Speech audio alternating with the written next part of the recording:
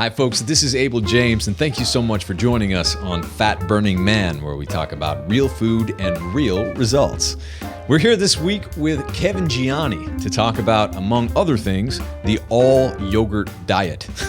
Kevin is a personal friend with a really cool backstory of touring around with his wife in an RV for a few years before he had kids.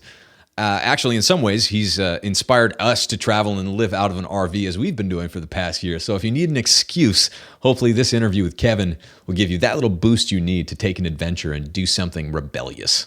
Speaking of rebellious and crazy, if you want to hear me sing like Johnny Cash, Elvis, or Joe Cocker, or if you want to hear me play the saxophone, stay tuned.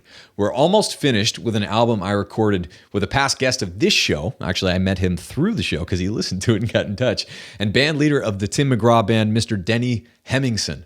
The album is called Swamp Thing, and it's some of my original tunes, some of Denny's, and a few we wrote on the spot in the studio. So if you'd like to listen to a few cuts of the album as soon as they're ready, make sure you sign up for my newsletter at fatburningman.com to stay up to date. Once again, that's fatburningman.com, and the album will be called Swamp Thing, and I hope that you'll like it.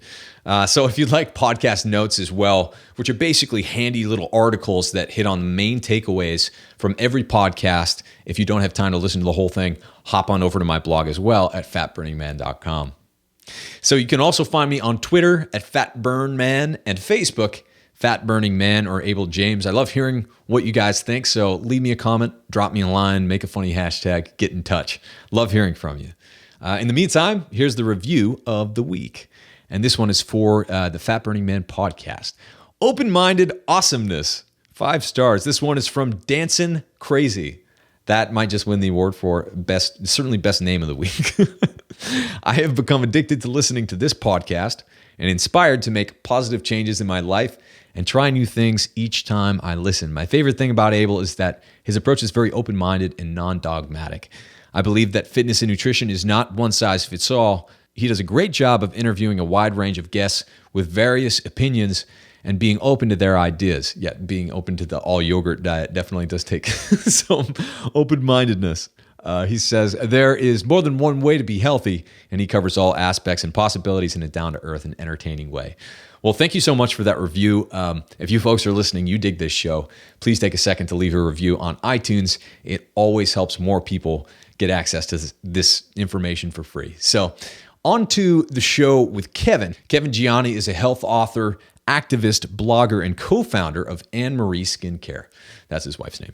During their years of health research, Kevin and his wife, Annmarie, began to learn more about the harmful chemicals that are added into most skincare products and the negative effects they have in and on the body. What they found shocked them, so Kevin and Annmarie set out to create pure products using the best quality ingredients, which lead to glowing and vibrant skin. Even if you're watching the video version, you'll see why that's funny when you get a good look at Kevin, because you wouldn't necessarily expect it, but he does have beautiful skin. So on this show, it's a really fun one. I think you'll enjoy it. We talk about which heavy metals were found in Kevin's green tea, what it's like to gain 60 pounds after being vegan, why Kevin went on an all-yogurt diet and how it actually worked, whether or not to let your kids eat Goldfish, and much more. All right, let's go hang out with Kevin. All right, folks, I'm very excited to be here today with my good chum, Mr. Kevin Gianni. He's a health author, activist, dad, and a dude who knows more about beautiful skin than almost any guy I know. How's it going, Kevin? It's going great, man. I thought you might appreciate that. Yeah, that was good. So anyway, you have a very interesting dieting history, so I'm told. You're a very interesting man, if I do say so myself. But let's start there with food and the radical adventure that you've been on. It's been a pretty awesome adventure. When I was in high school, I was always into fitness. So I played basketball, football, tennis. But to give you a perspective, you were a linebacker, right? I was an outside linebacker, yeah, and a guard, mind you, at like 200 pounds. I played in Connecticut, man. It wasn't, okay. It wasn't the big guys. But in high school, before my tennis matches, I'll give you a hint of where I was nutritionally. Before my tennis matches, I would sit down in the school cafeteria and I would have a pack of Twinkies and a Mountain Dew. Wow. And that was like my, energy supplying snack before a tennis match. And, on top of it, my doubles partner and I, we'd hop in my mom's caravan and we'd drive around back of the high school and we'd smoke a cigarette and then we'd go play tennis. So like, who knows what we're thinking, So yeah, that's where my nutritional journey started, right? So anyway, all up from there. What do you do when you start from the top?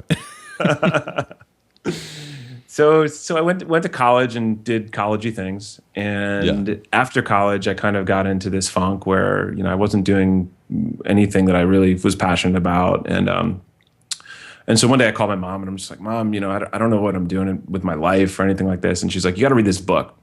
And she said, it's called The Seeker's Guide by Elizabeth Lesser. And this has nothing to do with nutrition, but it kind of opened up my mind to the possibility there's more than just like, what your life just kind of unfold, like your life just doesn't unfold. You can actually create some things. So what was kind of created out of that was this whole journey into a little bit more spiritual things and definitely into nutrition. A friend of mine gave me a bunch of MP3s at one point, and he had pirated them and he gave them to me, and I put them on my iPod. And I used to run a lot at that time. I was running training like not ultra marathon, but like trail marathons, stuff like that. The audios were from David Wolf, and some of your listeners might know who David Wolf is. Raw food guy, raw chocolate. Now he's NutriBullet spokesperson, which is really cool.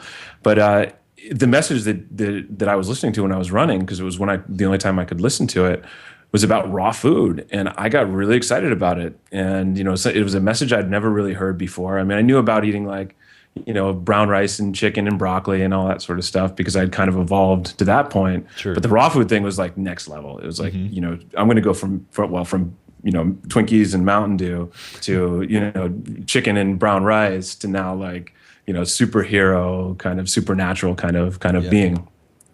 And so I started to do this raw food diet. With that came veganism. I was vegan for 6 years.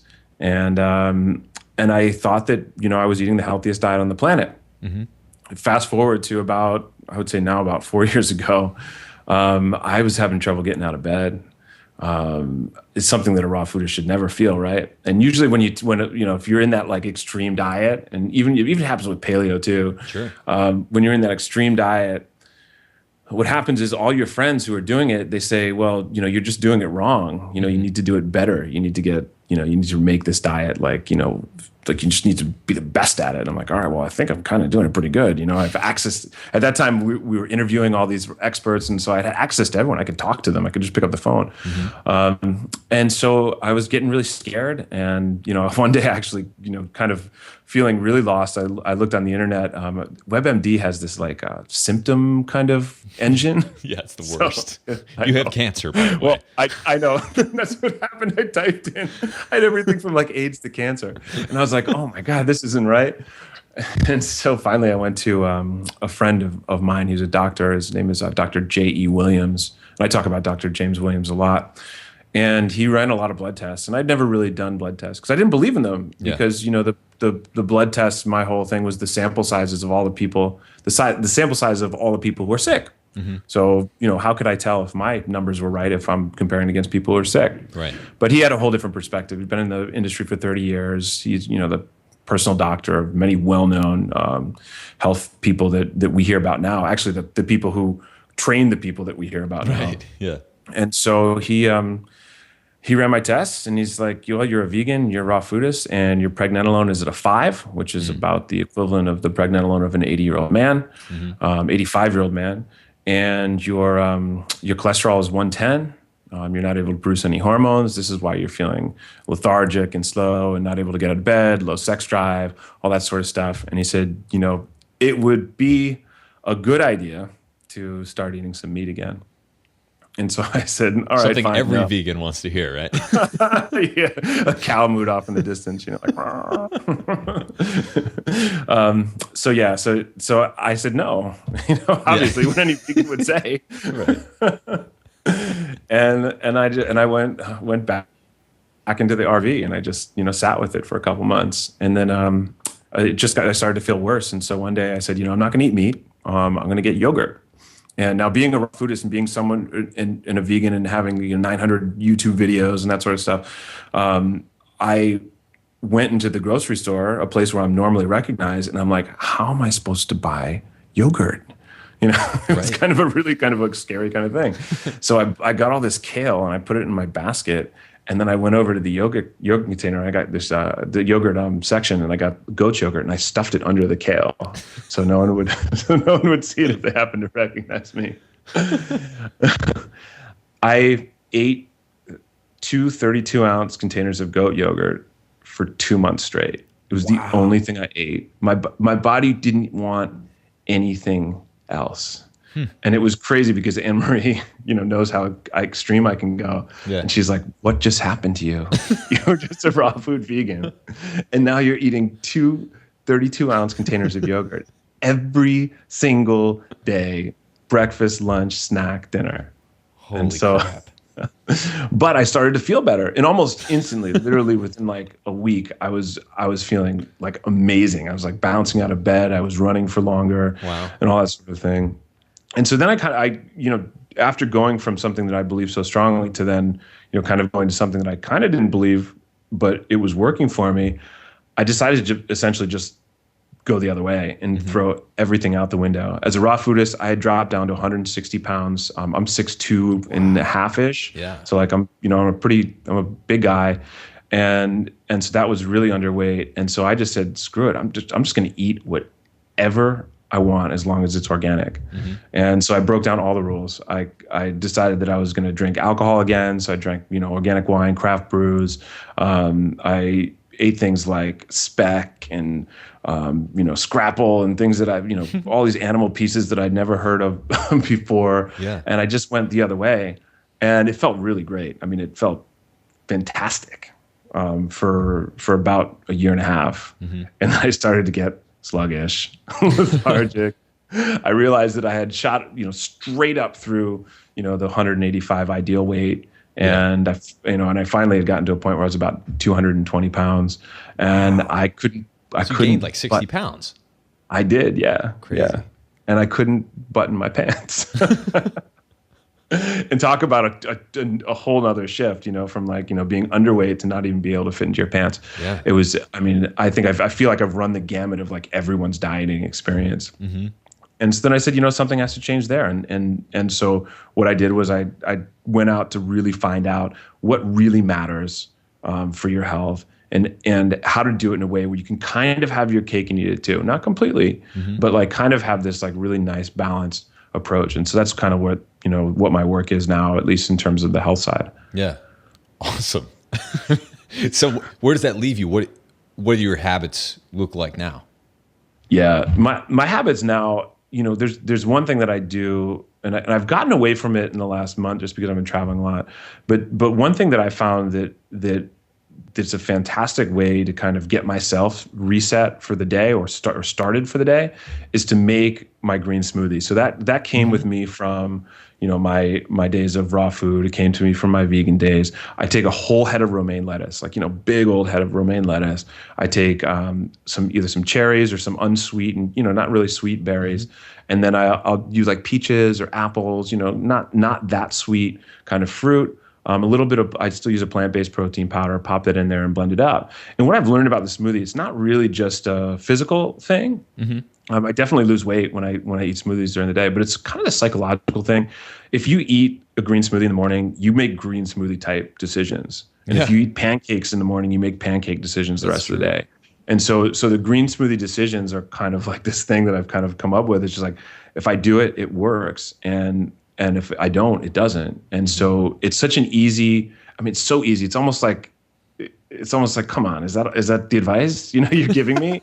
Like, tell me I got to take like some sort of like transmitter type, like booster or something like that. No, Dave was just on the show. We already got that. Yeah.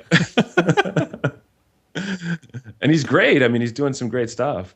This for me is one of those things that I think. Yeah, with the green smoothie, it's such a great point though, because when a lot of people don't see their food decisions as psychological, meaningful, emotional, identity-based decisions. And if you're someone who eats pancakes or eats cereal or eats a donut in the morning, whatever. You're kind of that dude or that gal or whatever. But if you're someone, it kind of takes a different breed to become a green smoothie person, right? Like I'm totally a green smoothie person, and I love it. And like so was Allison. It was actually Miss Utah who turned me on to my first green smoothie. I'm, just basically she like dumps. This was years ago, and I was a musician on tour, and she dumps this salad into a blender, and then she turns it on to like dump some other things, and I'm like, what is that?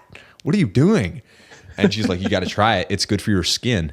And I tried it. I didn't like it at first, but now almost every day, it's something that is. It changes your whole perspective, I think, because it's like momentum that you get from the moment that the greens hit your belly to everything that happens after. You just feel awesome. You get great energy, and who knows if it's placebo? I'll take it. Whatever, placebo, whatever, it doesn't matter. One of my colleagues in the raw food space, Victoria Butenko, she's kind of like the grandmother of green smoothies in that space.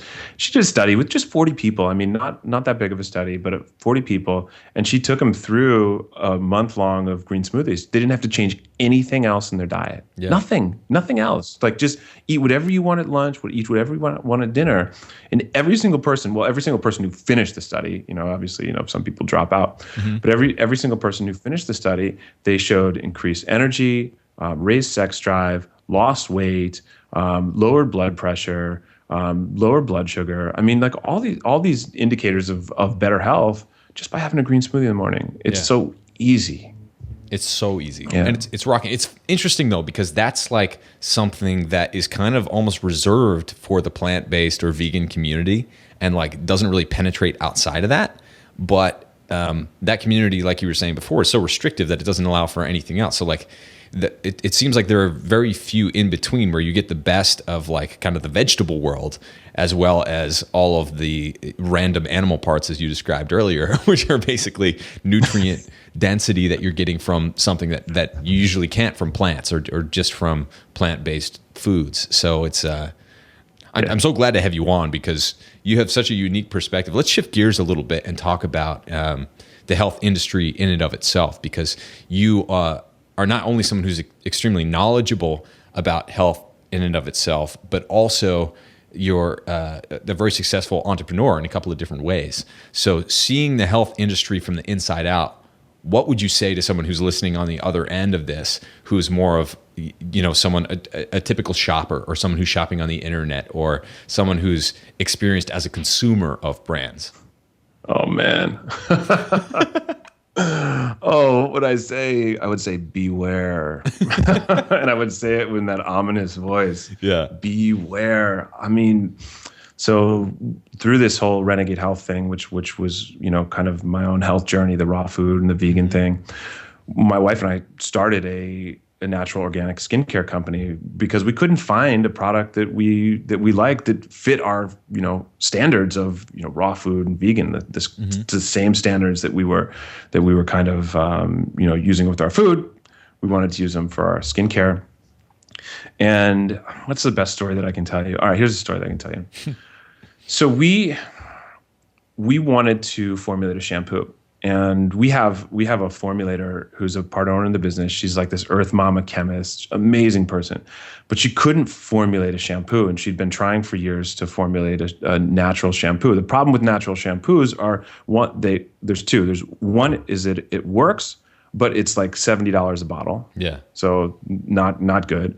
The other one is that it's natural, but it doesn't work. Right. So those are the two options that you have with a natural shampoo, at least a really natural shampoo. So we went around and we tried to find someone else who was formulating these products because we didn't know how to do it. Our formulator and partner, business partner, didn't even know how to do it. So we were just like, all right, someone has to be able to do it. So we found a product and we were like, man, this product is amazing. We're like, list of ingredients. We need to interview you. We need to talk about this. She seemed super knowledgeable. She gave us a list of ingredients. We're like, oh my gosh, this is going to be amazing. Like we're going to take over the natural organic shampoo industry, like that market. Like we have it. Like this stuff is amazing. So we ordered a bunch of the product. We ordered a bunch of bottles to get it put together. All the thing, labels, did all that. And so I was in the shower one day and I tried the shampoo again. Now, mind you, I don't actually even wash my hair. It's kind of one of those things. I don't believe in it. I think that the natural oils can, maintain, sure, great hair health, but whatever. That's an aside.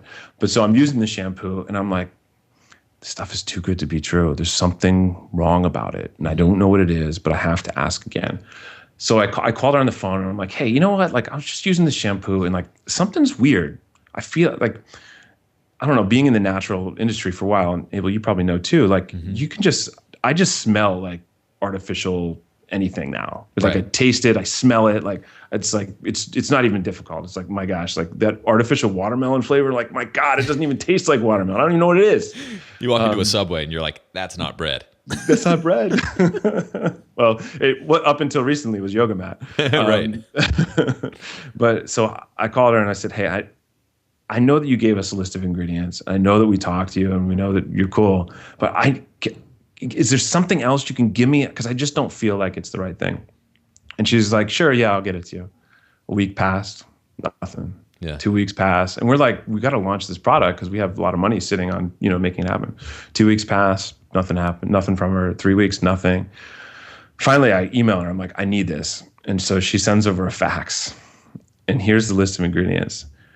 Of the shampoo and conditioner, there are 13 ingredients that are not listed that on the labels that she sent us, or the ingredient list that she sent us, including things, like fragrances, which are like a big no-no, nasty emulsifying wax. I mean, emulsifying wax was the number 2 ingredient in this shampoo, and it wasn't even listed on the label. Jeez. in terms of volume. And so obviously I wasn't very happy about that. I had some choice words for her, and I asked her to refund all of her money, and we're not going to launch this shampoo with you. But I mean, that sort of stuff it's rampant in at least the skincare industry as well as the food industry. And yes, the food industry is more regulated, but I mean, just seeing it from this perspective, because I'm a really trusting person, and seeing it from this perspective, I just wonder, like, how many other people, particularly, and it might not even be intentional, how many people are just getting the wool pulled over their eyes because they just don't fully vet the people who are producing or farming or whatever their products. It's really scary, and what we're trying to do right now is just make sure that if we talk to those people, we'd say, hey, do you really know? Like, can you go a little bit further just to find out for sure? Because it's sad for the consumer to have to be on edge about it, to be honest with you. Yeah. It's really interesting that I'm sure you've seen like Moroccan oil, the stuff that it's like a shampoo brand that they have in a lot of fancy schmancy places and hairdressers or whatever. Allison was using that for a while, and she saw it on Amazon for about the same price that she saw it in other places, but it just wasn't wherever she was going. So she got it from Amazon, and you noticed that it was a little bit different. And so I think she emailed them. She got in touch with like the customer service or something like that. And that person said, oh yeah, we don't sell on Amazon.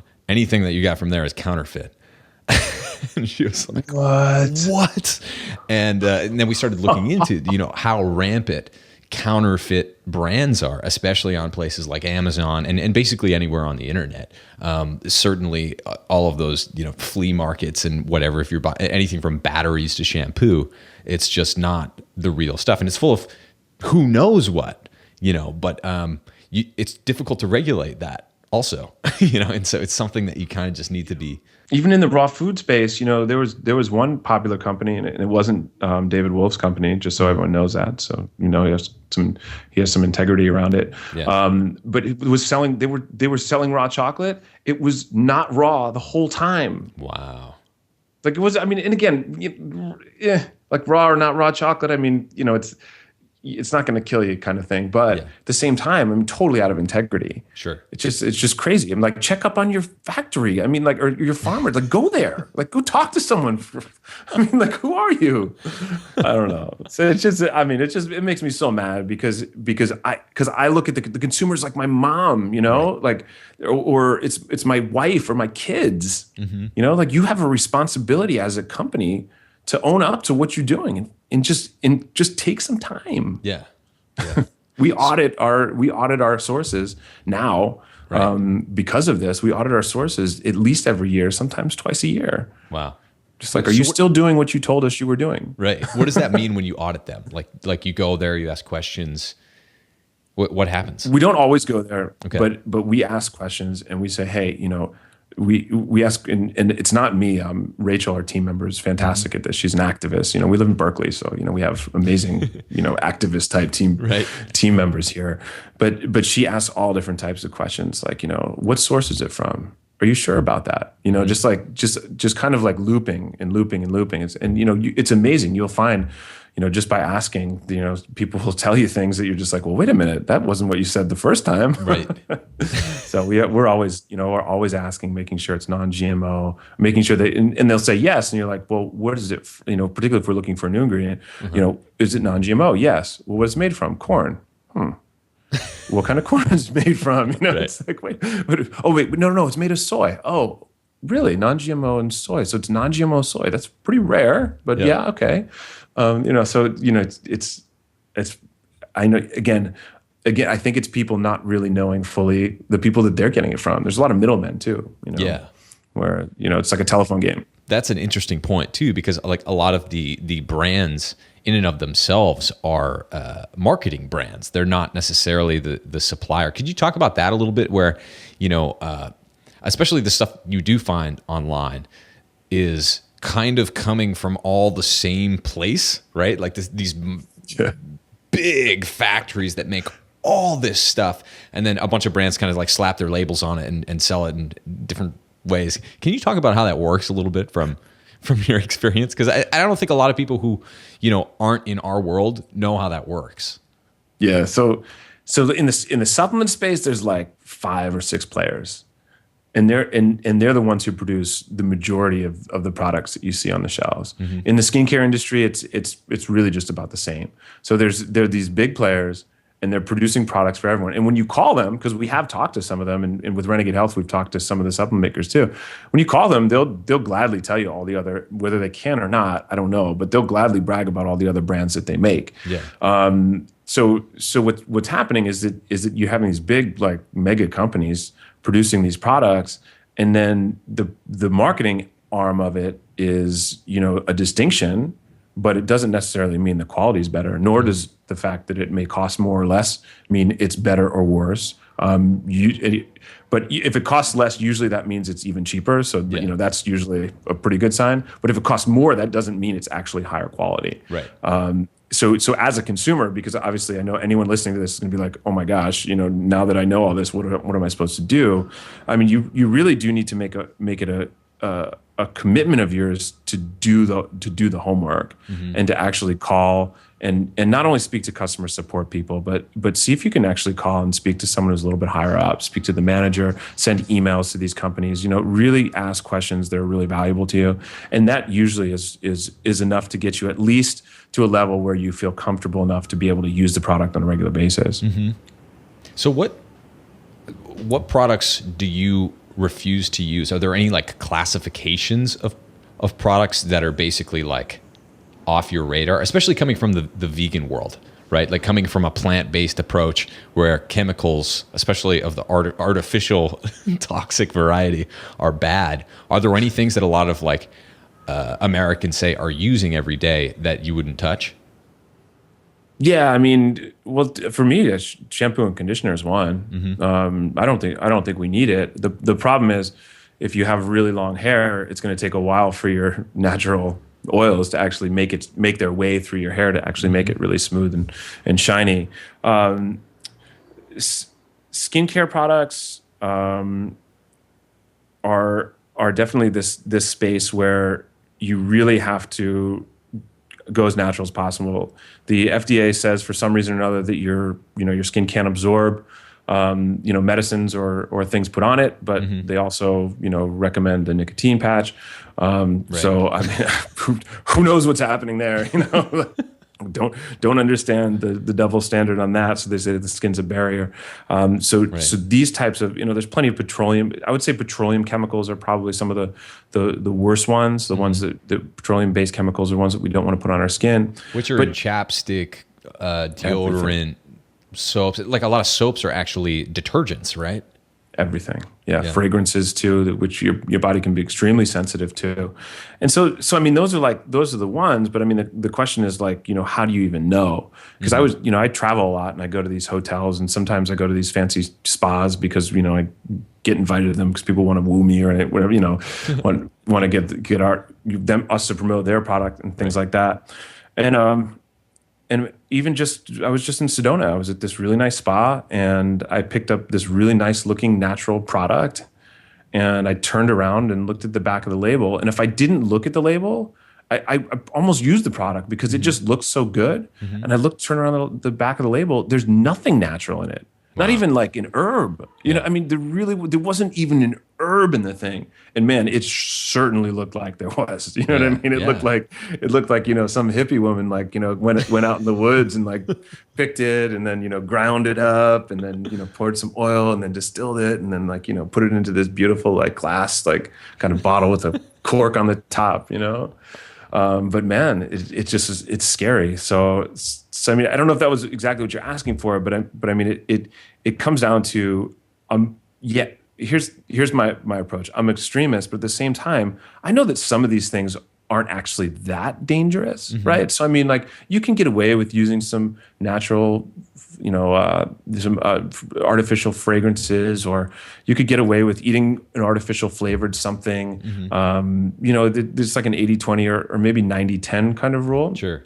You can get away with some of this stuff, but with the existing kind of environment that we're in, particularly with existing chemicals that are in our environment, pesticides that are in our organic and non-organic food, bioaccumulation of metals and other pesticides in animal food, the foods that we eat that are animals, emissions, what else? Possibly EMFs, like all these other things. Like, doesn't it just make sense to cut as much out of your diet and your lifestyle as possible? Yeah.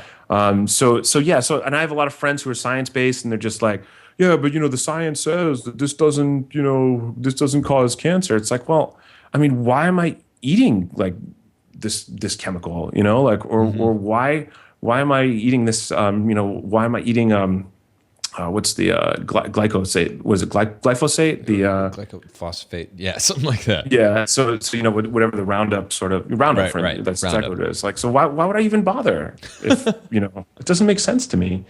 So, well, it's crazy.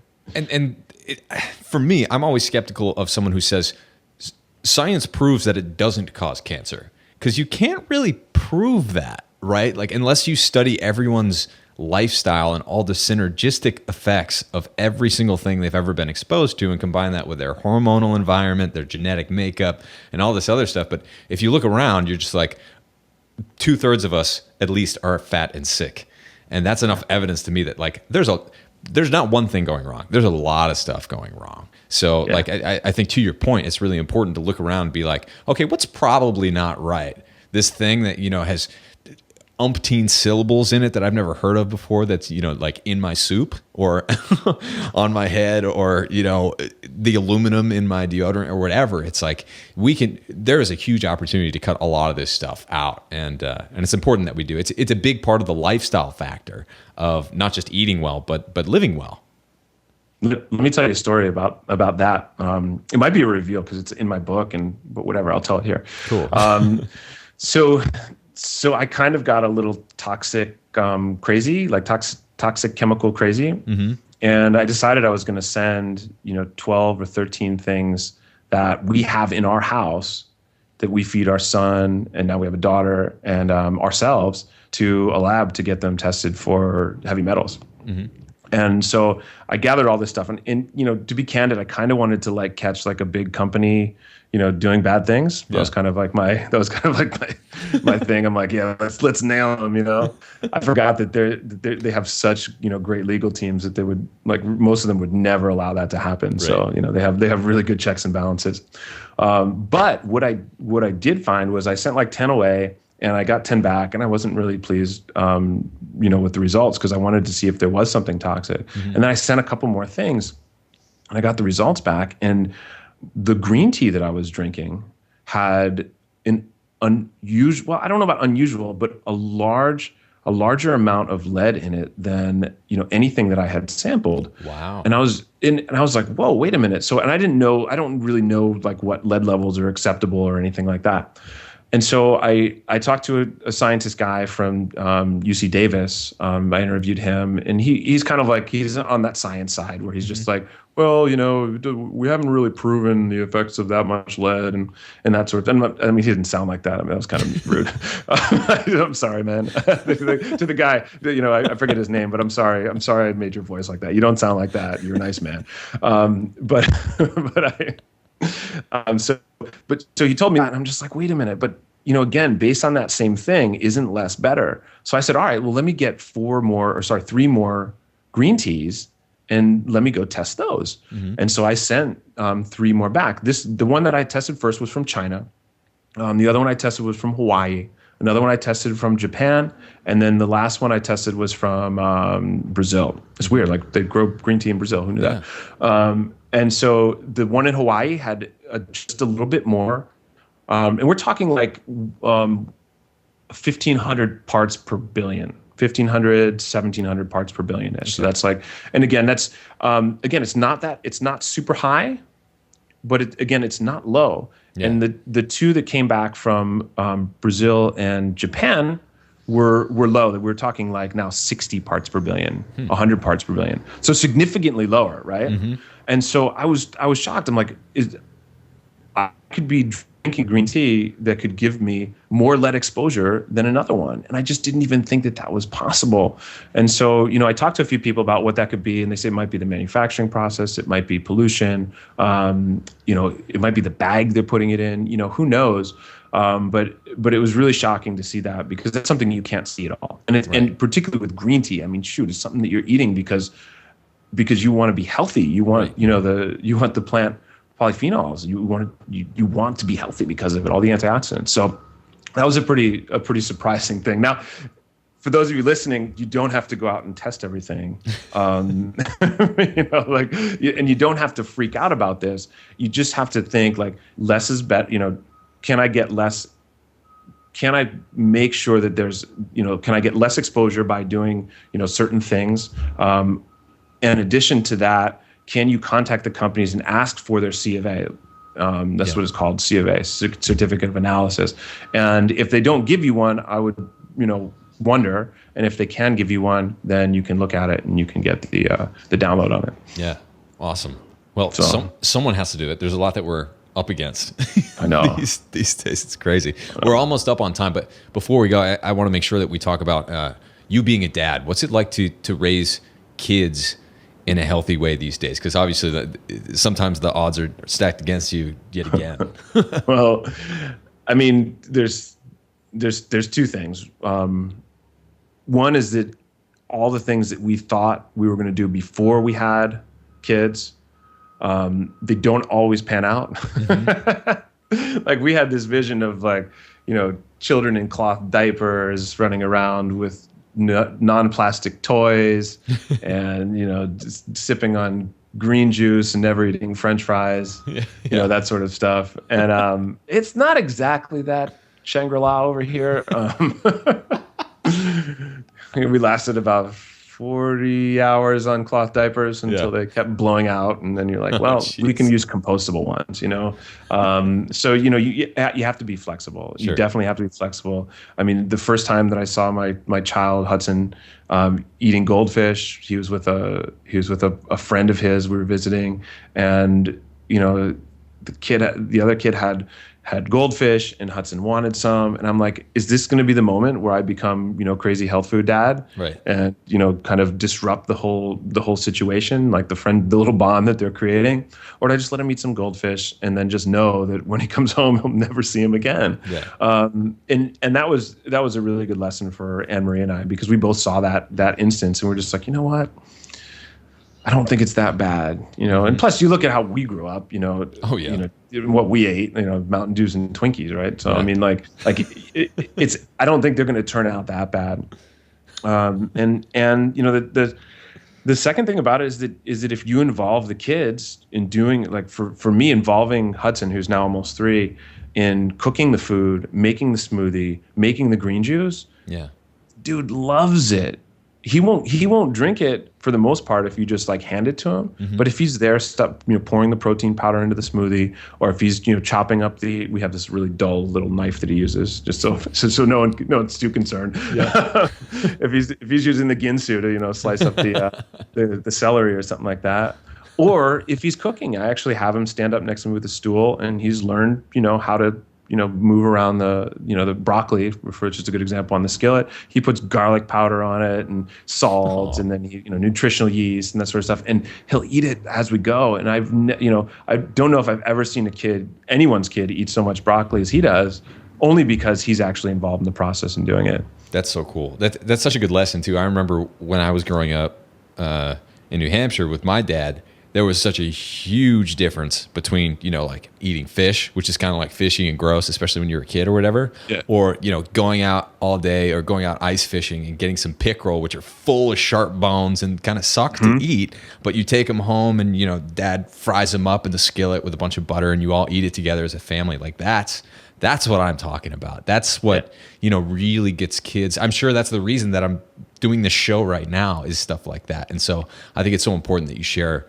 that experience, that really involving kids in the process is something that needs to start young, and it will serve them well as they encounter a very strange world.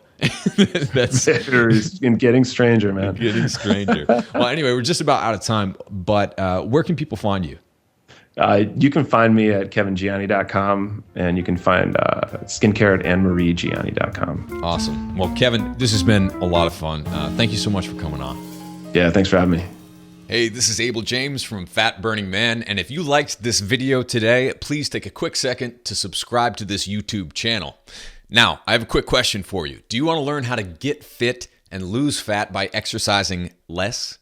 Get the step-by-step strategies for how to do that right now for free. All you have to do is subscribe to this channel right now, then click the link below to fatburningman.com. Enter your best email to sign up for my newsletter, and I'll send you a quick start guide to burning fat right now and some ridiculously good recipes as a special thanks. Once again, just go to fatburningman.com right now and enter your best email to get your free fat burning download straight to your inbox. Talk to you soon.